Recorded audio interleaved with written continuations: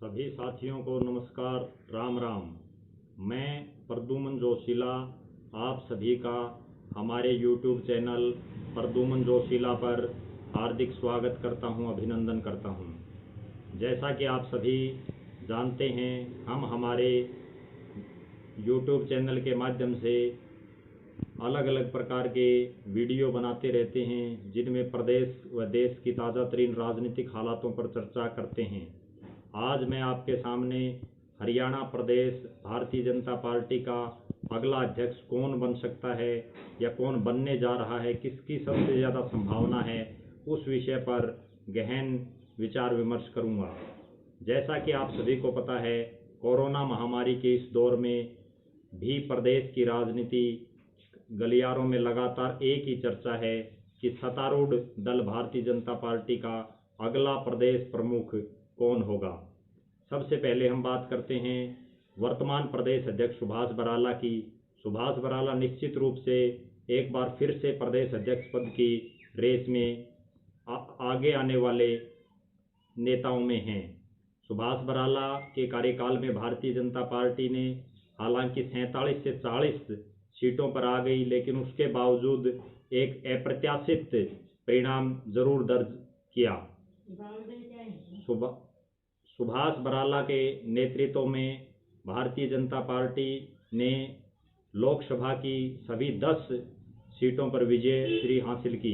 हालांकि उनका एक सबसे नेगेटिव पॉइंट जो वर्तमान में जा रहा है वह है टोहाना से 50,000 से ज़्यादा की उनकी हार, जिस हार के बाद वे भारतीय जनता पार्टी में एक तरह से अलग थलग से पड़ गए हैं। इसके बाद हम बात करते हैं, अगर भारतीय जनता पार्टी को फर्श से और अर्श तक पहुंचाने का किसी नेता ने काम किया, वो पंडित रामविलास शर्मा ने किया। प्रोफेसर रामविलास शर्मा महेंद्रगढ़ से कई बार विधायक रहे। उनके नेतृत्व में भारतीय जनता पार्टी ने अप्रत्याशित विजय श्री हासिल की। एक बार फिर से भारतीय जनता पार्टी रामविलास शर्मा पर भी दांव खेल सकती है। रामविलास शर्मा जी का सबसे प्लस पॉइंट पूरे हरियाणा प्रदेश की सभी 90 विधानसभा क्षेत्रों के जितने भी भारतीय जनता पार्टी के प्रमुख कार्यकर्ता हैं वे उनके लगातार संपर्क में हैं। एक मिलनसार नेता की उनकी छवि है, वो कार्यकर्ताओं की सुनते हैं। यह सबसे बड़ी बात रामविलास शर्मा की निकल करके आ रही है। लेकिन अगर नेगेटिव पॉइंट की बात करें तो महेंद्रगढ़ विधानसभा क्षेत्र से इस बार उनका हारना एक बहुत अप्रत्याशित भी रहा। प्रदेश के शिक्षा मंत्री रहते हुए उन्होंने पिछले 5 सालों में अनेक विकास के कार्य भी करवाए महेंद्रगढ़ में, लेकिन उसके बावजूद वो हार गए।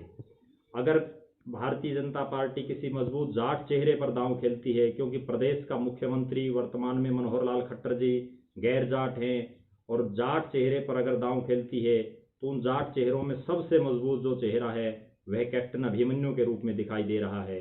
कैप्टन अभिमन्यु भारतीय जनता पार्टी की राजनीति से राजनीतिक संगठन में राष्ट्रीय प्रवक्ता के पद पर भी कार्य कर चुके हैं।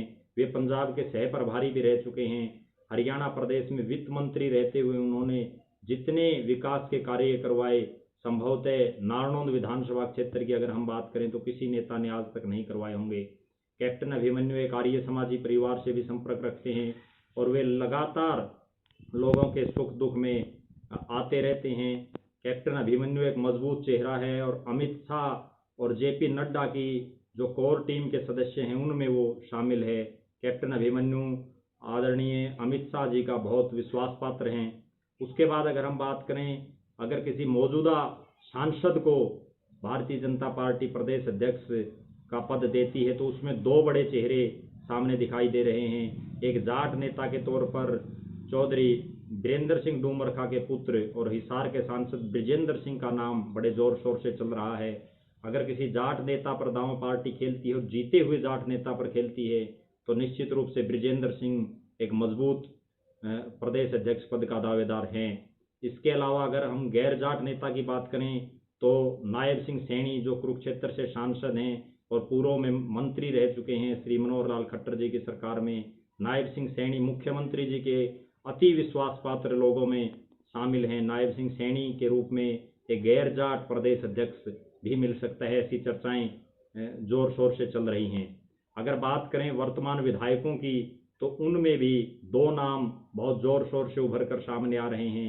एक नाम गैर जाट नेता के तौर पर हिसार के मौजूदा विधायक और लगातार दूसरी बार जीते पूर्व में मुख्य संसदीय सचिव भी रह चुके हैं, हिसार के जिला प्रधान भी रहे हैं और भारतीय जनता पार्टी के वर्षों से नेता रहे, एक जमीनी स्तर से जुड़े हुए कार्यकर्ता के रूप में जिन्होंने काम किया, डॉक्टर कमल गुप्ता, उनका नाम भी मुख्यमंत्री के विश्वास पात्रों में शामिल है।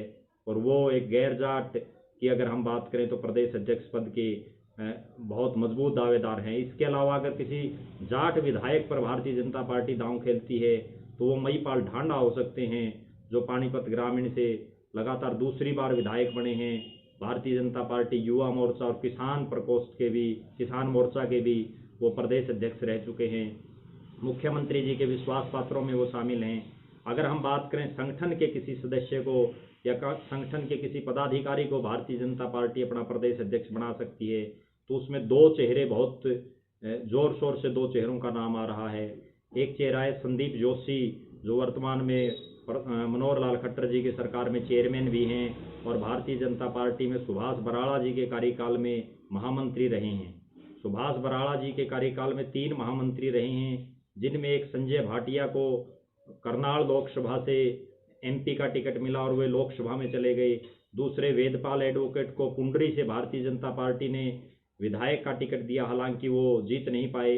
और जो तीसरे महामंत्री रहे संदीप जोशी, उन्हें सरकार में चेयरमैन जरूर बनाया गया है, लेकिन उनकी पिछले 2014 के चुनाव में भी टिकट की इच्छा थी, फरीदाबाद से भी और दादरी से भी, और 2019 के चुनाव में भी, लेकिन वो उनकी पूरी नहीं हो सकी।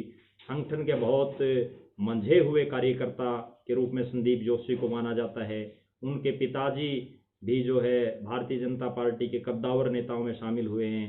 तो ऐसा माना जा सकता है कि अगर किसी गैर जाट चेहरे पर भारतीय जनता पार्टी दांव खेलती है तो संदीप जोशी भी एक चेहरा हो सकते हैं।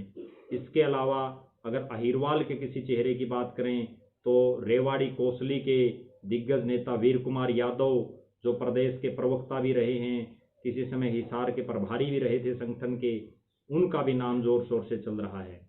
कुल मिलाकर ये कहा जा सकता है कि वर्तमान में लगभग 9-10 नेता प्रदेश अध्यक्ष पद की रेस में हैं, जिनमें मुख्यतः 2 या 3 पूरे टॉप पर चल रहे हैं। अगर किसी जाट चेहरे पर दांव खेलती है भारतीय जनता पार्टी तो कैप्टन अभिमन्यु का सबसे प्रबल दावेदारों में नाम है, और अगर किसी गैर जाट नेता पर दांव खेलती है तो उसमें नायब सिंह सैनी, डॉक्टर कमल गुप्ता और संदीप जोशी के नाम जोर शोर से चल रहे हैं।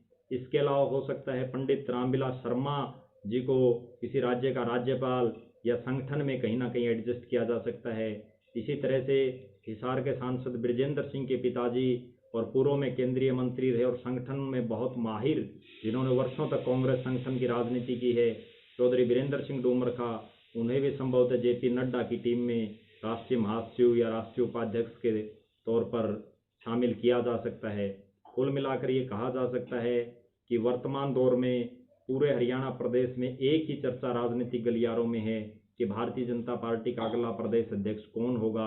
सुभाष बराला रहेंगे या नहीं रहेंगे, कोई जाट चेहरा होगा या गैर जाट चेहरा होगा, इसी सब को लेकर के हम बहुत जल्द अपने अगले वीडियो में भी आपको विस्तार से बताने का प्रयास करेंगे।